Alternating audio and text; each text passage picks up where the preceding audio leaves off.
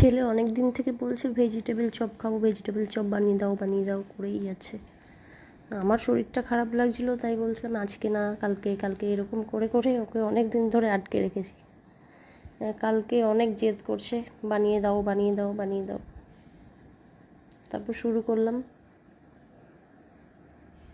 দেখো তোমাদের কেমন লাগলো দেখে জানিও। একেবারে খারাপ লাগছিল না, দোকানের মতনই লাগছিল কিছুটা। তোমরাও একবার ট্রাই করতে পারো বাড়িতে, খুবই সহজ বানানোটা। আমি একটা গাজর, একটা বিট আর একটা আলু সেদ্ধ করে নিয়েছিলাম। তারপর তো দেখলে বাদাম ভাজলাম একটু, আর ওগুলো কাঁচা লঙ্কা আর আদা দিয়ে কষিয়ে নিতে হয়, কিন্তু কাঁচা লঙ্কাটা দেইনি, ছেলে খাবে তাই।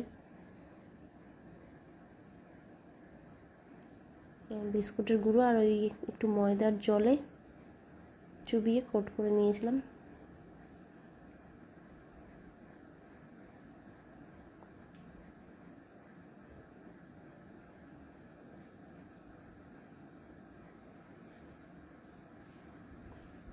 একদম হেলদি, টেস্টিও, বিকেলের খাবারের জন্য দারুণ।